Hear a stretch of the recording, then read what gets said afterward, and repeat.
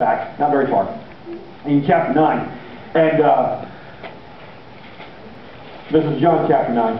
And this is such a great story, because the disciples are walking along with Jesus. And they kind of got caught up in this whole thing too, right? Why does this happen? It's a curse from God. John chapter 9, verse 1, they were walking along, and Jesus, he saw a man who'd been blind from birth. And his disciples say, Rabbi, why was this man born blind? Was it because of his own sins or his parents' sins? Now this gets to be a really interesting spiritual, theological question. The man is blind, so obviously he has the curse of God on him. But he was born blind. How bad do you have to be that in vitro you tick God off so much that he strikes you blind before you're born? I mean, that's fantastic. You've got to be a really good sinner to get that much sin while you're in your mother's womb that God's like, oh, dude, you need smiting, and you haven't even been born yet. So then they're like, well, that can't be right. It must have been his parents, and they must have been so messed up that the wrath of God fell on them, through them, to their child. Man, it's horrible to be him. He's got horrible parents. They're so bad that they're blind. We do the same game. Why is this person going through this? Oh man, it's because they can't get their life in order. Well, man, it's because they got this, it's that. Sometimes it's just because life is. Sometimes it's just because life is. And Jesus says in verse 3, and I love Jesus' response, it was not because of his sins or his parents' sins. Stop trying to put me in a box. Stop trying to figure out everything. You're not going to know. You're just people. You're not God. So calm yourself down just a little bit and stop trying to have a pretty little answer that you can feel smug and self-righteous about. Stop it!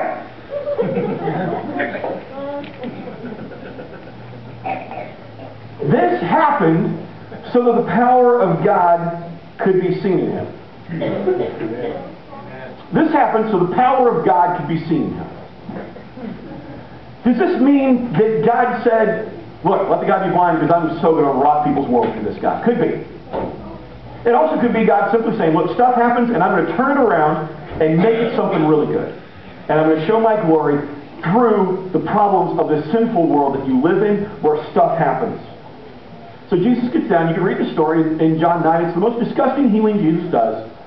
He spits on the ground, hops up a loogie, spits in the dirt, makes mud. It's got to be enough spit to make mud, so it's not just like a little dry mouth thing. I'm just reading the Word. Jesus did it. If you have a problem with it, talk to him. That'll be a devotional exercise for your afternoon. Puts it in the guy's eyes and says, go wash. I didn't need to wash, but he put dirt in my eyes, but thank you so much. Sends him to the spring, the guy washes, and he can see. God can take bad stuff and turn it around. God can take bad stuff and turn it around to his glory. Even the situation that you're going through, whatever it is, it probably is not as bad as Haiti. But even that, God can turn around for something good.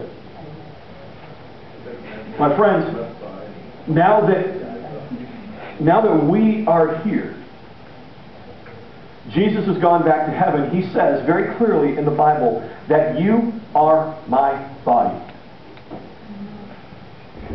Jesus' body spit on the ground. Jesus' body made mud. Jesus' body placed it on their eyes. Jesus' body said, go wash, and he was healed.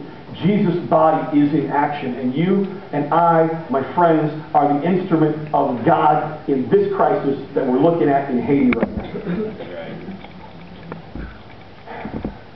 I love 1 John. Here you are. I was going to just keep, you're going to several books now.